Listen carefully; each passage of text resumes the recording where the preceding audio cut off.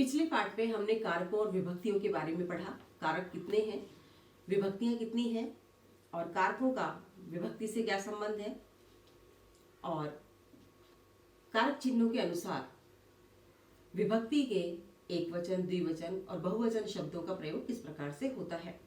तो अब हम पढ़ेंगे प्रथमा विभक्ति का थोड़ा विस्तार से वर्णन कि प्रथमा विभक्ति का प्रयोग कारक चिन्हों के आधार पर किस प्रकार से होगा। तो प्रथमा विभक्ति यह क्रियाया से, इसमें क्रिया के साथ क्या संबंध होता है विभक्तियों का यह भी बताया है। यह क्रियाया करणे स्वतंत्र भवति स कर्ता इति कथ्यते। अब इसमें बताया है, ये आपकी पाठ्य पुस्तक है स्पंदना। स्पंदना का 114 नंबर पृष्ठ है, आप निकाल लीजिए अपनी पुस्तक और साथ साथ पढ़िए मेरे। इसमें बताया गया है यह क्रियाया करणे स्वतंत्र भवति, जो क्रिया को करने में स्वतंत्र होता है वह कर्ता कहलाता है, उसे हम कर्ता कहते हैं। कर्ता मीन्स कार्य करने वाला। तो कार्य करने वाला कौन है? जो क्रिया को करने में स्वतंत्र है, स्वतंत्र है कर्ता। इसीलिए कहा गया है कि स्वतंत्र है कर्ता, कर्ता स्वतंत्र है। उक्त कर्तरी च प्रथमा विभक्ति भवति, और इसमें जो कर्ता बताया गया है उसमें प्रथमा विभक्ति होती है। वो किस प्रकार से होती है? जैसे राम पठति, राम पढ़ता है, तो राम शब्द का प्रयोग हुआ है यहाँ पर, और राम शब्द प्रथमा विभक्ति का एक वचन है।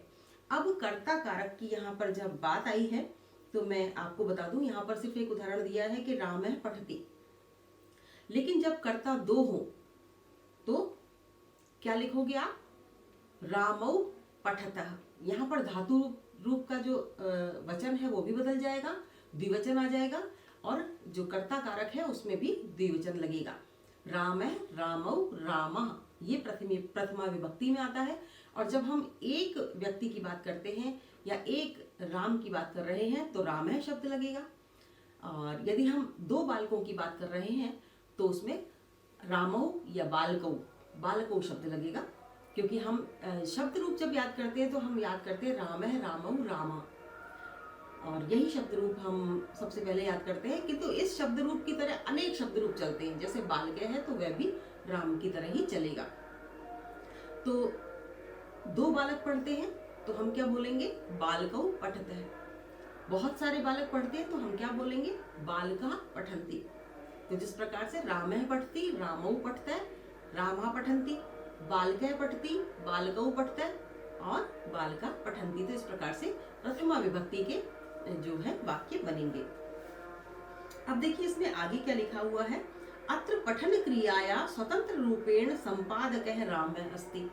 अब जो आपने ये वाक्य बनाया कि राम पठति, ये आपका प्रथमा विभक्ति का है, यानी कर्ता कारक का वाक्य है ये, और इसमें कर्ता राम है। और आपको बताया गया है कि कर्ता किसे कहते हैं? जो स्वतंत्र रूप से कार्य करता है वह कर्ता होता है।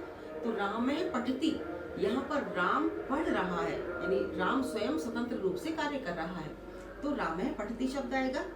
और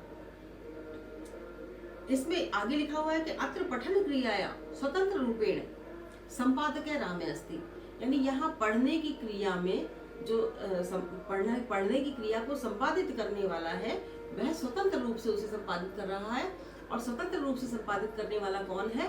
राम है। इसलिए अतः अयम एव कर्ता अस्ति, इसलिए यही कर्ता है। कर्ता की पहचान हम क्या करेंगे, कैसे करेंगे? इसी प्रकार से हम कर्ता की पहचान करेंगे कि जो स्वतंत्र रूप से क्रिया करने में सक्षम है, कार्य करने में सक्षम है, वह जो स्वतंत्र है, स्वतंत्र रूप से कार्य करता है, वही कर्ता होगा। तो कर्तरी च प्रथमा विभक्ति भवति। अब हमने कर्ता की पहचान कर ली, कर्ता को पहचान लिया कि जो स्वतंत्र रूप से कार्य कर रहा है वह कर्ता है। तो अब इसमें विभक्ति कौन सी होगी? तो कर्तरी च प्रथमा, कर्ता में, कर्ता कारक में प्रथमा विभक्ति होगी। अतः अयम एव कर्ता, इसलिए यही कर्ता है और उसमें प्रथमा विभक्ति होगी। कर्मवाच्ये कर्मणि प्रथमा भवति विभक्ति भवति। अब कर्मवाच्य में और जो कर्मवाच्य में जो कर्म में भी प्रथमा विभक्ति होती है। तो इसमें बताया गया है यथा मया ग्रंथ पठ्यते। अब आपके कई बार कर्तृवाच्य और कर्मवाच्य इसमें आते हैं, आप समझ नहीं पाते कि कर्तृवाच्य क्या है और कर्मवाच्य क्या है। तो इतना सा ही अंतर होता है कि जो स्वतंत्र रूप से कार्य कर रहा है वह कर्ता है।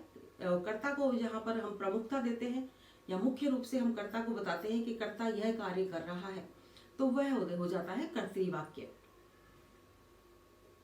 कर्ता पर आधारित वाक्य। और जब कर्मवाच्य बनाते हैं तो कर्मवाच्य में हम कर्म की प्रधानता को बताते हैं, यानी कर्म को मुख्य बताते हैं, तो वह हमारा कर्मवाच्य हो जाता है। जिस प्रकार से मया ग्रंथ पठ्यते, मेरे द्वारा ग्रंथ पढ़ा जा रहा है, तो ये कर्मवाच्य हो गया। तो कर्मवाच्य में भी प्रथमा विभक्ति होती है। मया ग्रंथ पठ्यते, मेरे द्वारा ग्रंथ पढ़ा जा रहा है। अब आ गया संबोधने प्रथमा विभक्ति। अब प्रथमा विभक्ति और कहाँ होती है? संबोधन में प्रथमा विभक्ति होती है। संबोधन क्या चीज है? हम जैसे किसी व्यक्ति का नाम नहीं जानते तो हम संबोधन करते हैं उसको, बुलाने के लिए उसको कुछ ना कुछ कहते हैं, जैसे हे, अरे, तो ये भी संबोधन हुआ। अगर हम उसका नाम जानते हैं तो हम कह देते हैं हे राम, अरे मोहन, हे सीते, तो ये संबोधन हो गया। हम नाम लेकर उसको संबोधित कर रहे हैं, और संबोधित करने में भी प्रथमा विभक्ति होती है। तो इसमें बताया गया है यथा हे बालिका यूयम कुत्र गच्छथ। हे बालिका यूयम कुत्र गच्छथ, कि हे बालको तुम कहाँ जा रहे हो। तो ये भी संबोधन हो गया, इसमें भी प्रथमा विभक्ति होती है। ये बहुवचन का रूप आपको बताया, त्वम युवाम यूयम, यानी त्वम का मतलब तुम, युवाम का मतलब तुम दोनों, और यूयम का मतलब तुम सब। तो यहाँ बहुवचन का भी आपको बता दिया गया है। इसके बाद इसमें देखिए कहा गया है पेज नंबर 115 पर, आप देखिए कस्यचित् संज्ञादि शब्दस्य प्रातिपदिकस्य, कुछ संज्ञा शब्दों में अर्थ लिंग परिमाण वचन च प्रकटीकर्तुं प्रथमाया विभक्ते प्रयोग क्रियते। कुछ संज्ञा शब्दों में अर्थ लिंग परिमाण नाप तोल और वचन के प्रकटीकरण के लिए, वचन को प्रकट करने के लिए, बताने के लिए प्रथमा विभक्ति का प्रयोग होता है। यतो ही विभक्ते प्रयोगम विना कोपि शब्द स्वकीयम अर्थम दातुम समर्थो नास्ति।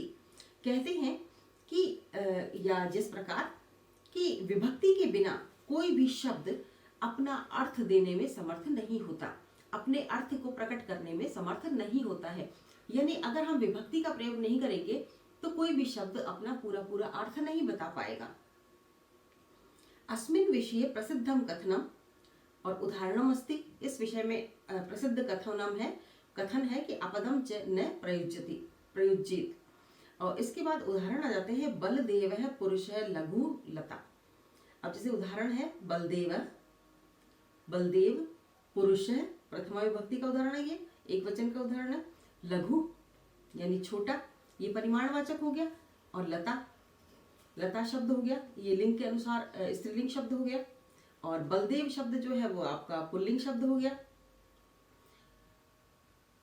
तो इस प्रकार से हम जैसे कि अर्थ बताने के लिए या लिंग बताने के लिए या परिमाण बताने के लिए, नाप तोल बताने के लिए, वचन बताने के लिए, एक वचन, द्विवचन, बहुवचन आदि बताने के लिए हम प्रथमा विभक्ति का प्रयोग करते हैं।